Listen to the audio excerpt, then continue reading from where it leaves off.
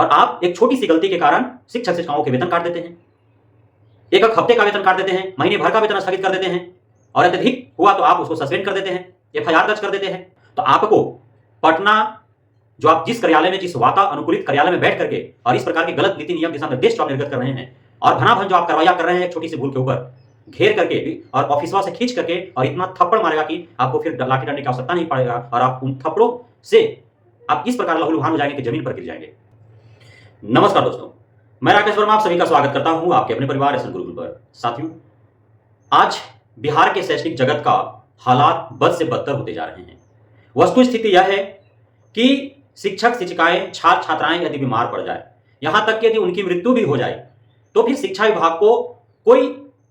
उसका असर नहीं पड़ता है। शिक्षा विभाग को उसके लिए कोई पश्चाताप नहीं है। शिक्षा विभाग को उसके लिए कोई न जिम्मेदारी है, न जवाबदेही है, न वह शोक संदेश जारी करता है, नहीं कोई अफसोस जाहिर करता है और नहीं दुख व्यक्त करता है, उस परिवार के साथ अपनी हमदर्दी जताता है। लेकिन जब शिक्षक शिक्षिकाओं, छात्र छात्राओं को शोषित और प्रताड़ित लगातार किया जाता रहता है अधिकारियों के द्वारा, और शिक्षक शिक्षिकाएं, छात्र छात्राएं यदि गुस्सा में कुछ ऐसे शब्द का इस्तेमाल कर देते हैं जैसे अफसरशाही, हिटलरशाही, मकारी, तो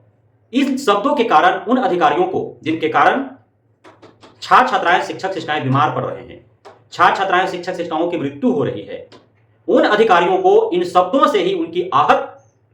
इतना पहुंचता है, उनकी भावनाओं को ठेस इतना पहुंचता है, उनके सम्मान को ठेस इस कदर पहुंचता है कि वे थाने पहुंच जाते हैं उसके खिलाफ एफआईआर दर्ज करने के लिए, और न जाने कई धाराएं उन पे थोप देते हैं। और उसके बाद पूरी चेष्टा, पूरी कोशिश की जाती है, पूरी प्रयास की जाती है विभाग के अधिकारियों के द्वारा कि कैसे एक सामान्य सा शिक्षक किसी अधिकारी को मकार बोल दे, तानाशाह बोल दे, हिटलर शाह बोल दे, और वह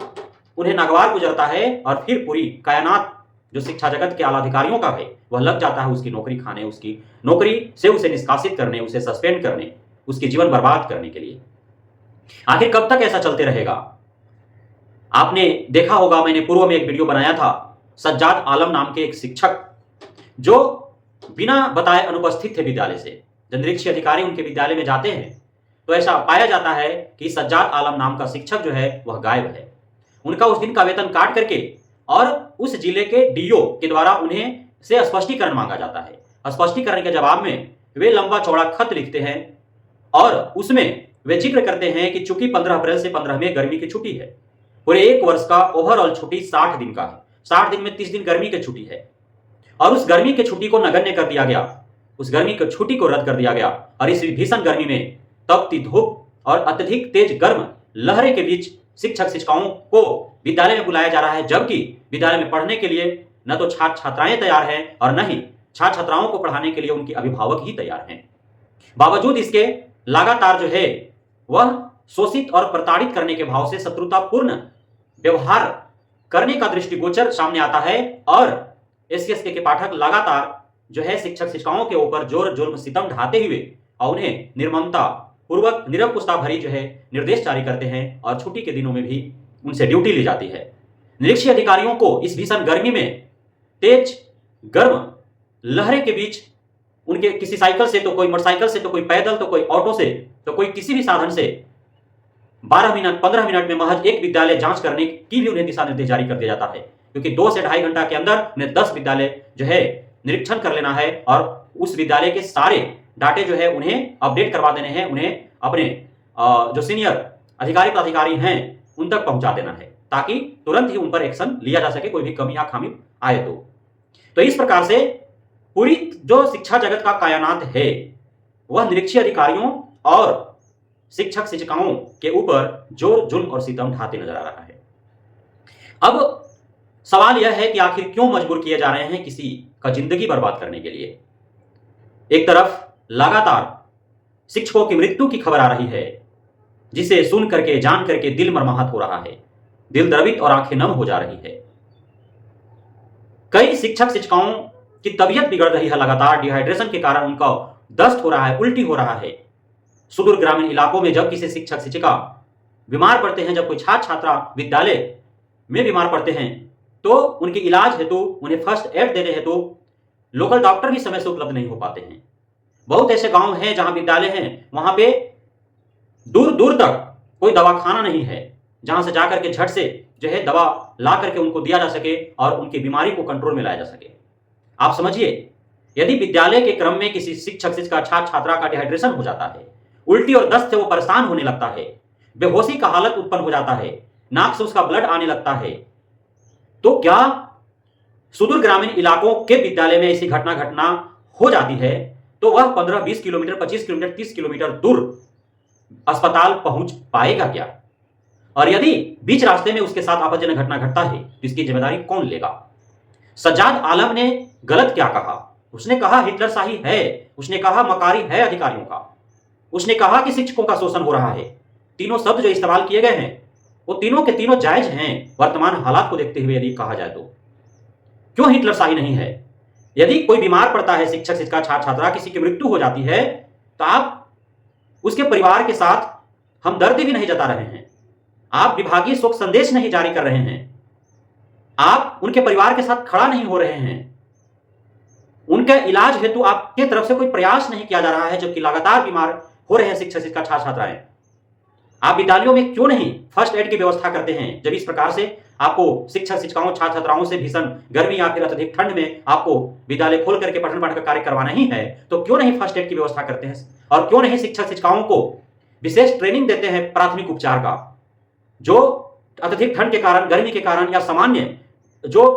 बीमारियां उत्पन्न होती है उसे कंट्रोल में कैसे किया जाए, किस बीमारी में कौन सा जो है दवा खिलाया जाए, इसका आप क्यों नहीं ट्रेनिंग देते हैं?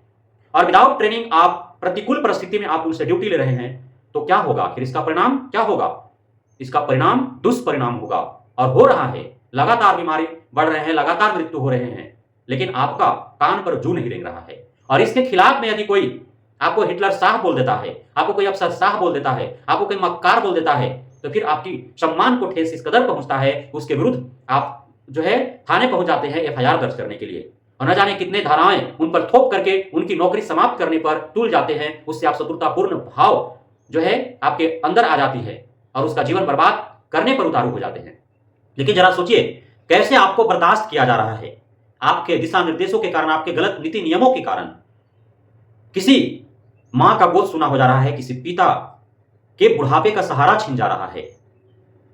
किसी बच्चे का आश्रय छीन जा रहा है, किसी महिला का मांग के सिंदूर उतर जा रहा है। तो कोई बच्चा अपने पिता से हाथ धो दे रहा है, तो कोई बच्चा अपनी मां से हाथ धो दे रहा है। बावजूद इसके आपको बर्दाश्त किया जा रहा है और आप एक छोटी सी गलती के कारण शिक्षक शिक्षिकाओं के वेतन काट देते हैं, एक हफ्ते का वेतन काट देते हैं, महीने भर का वेतन स्थगित कर देते हैं, और अत्यधिक हुआ तो आप उसको सस्पेंड कर देते हैं, एफआईआर दर्ज कर देते हैं। सिर्फ आपके खिलाफ कोई यदि कुछ इस प्रकार से शब्द इस्तेमाल कर देते हैं तो, और आपके गलत दिशा निर्देश के कारण जो इस प्रकार की घटनाएं तमाम घट रही हैं, यदि इसे इश्यू बना ले पूरी तमाम बिहार के वैसे माता पिता, वैसे परिवार जो खोए हैं अपने बच्चों को या फिर परिवार के किसी सदस्य को आपके दिशा निर्देशों के कारण, आपके गलत नीति नियमों के कारण, तो आपको पटना, जो आप जिस कार्यालय में, जिस वातानुकूलित कार्यालय में बैठ करके और इस प्रकार के गलत नीति नियम दिशा निर्देश जो आप निर्गत कर रहे हैं और भनाभन जो आप कार्रवाइयां कर रहे हैं एक छोटी सी भूल के ऊपर घेर करके और ऑफिसवा से खींच करके और इतना थप्पड़ मारेगा कि आपको फिर लाठी डंडे की आवश्यकता नहीं पड़ेगा और आप उन थप्पड़ों से आप इस प्रकार लहूलुहान हो जाएंगे कि जमीन पर गिर जाएंगे। लेकिन सिर्फ और सिर्फ संविधान के दायरे में रह करके कानून को अपने हाथ में न लेने की कल्पना करते हुए और वे इस प्रकार के कदम नहीं उठा रहे हैं। हालांकि माननीय कोर्ट का दरवाजा खटखटाया गया है, जल्दी हम उम्मीद करेंगे माननीय कोर्ट से कि न्याय मिले उन परिवारों को जिन परिवारों के किसी भी सदस्य का, चाहे उस परिवार का कोई बच्चा या फिर उस परिवार का कोई अभिभावक, उस परिवार का कोई भी सदस्य, चाहे छात्र छात्रा था या शिक्षक शिक्षिका था, यदि एससी के पाठक के गलत दिशा निर्देश के कारण वो बीमार पड़ा है, मृत्यु हुआ है, क्षति हुआ है, तो उसकी जवाबदेही, जिम्मेदारी एसएससी के पाठक लेते हुए और कार्रवाई झेलने के लिए वो तैयार रहे। बहुत बहुत धन्यवाद आप सभी साथियों का हमारे साथ जुड़े रहने के लिए, बने रहने के लिए, हम इतना प्यार देने के लिए, अपने भरोसा बनाए रखने के लिए। जय हिंद।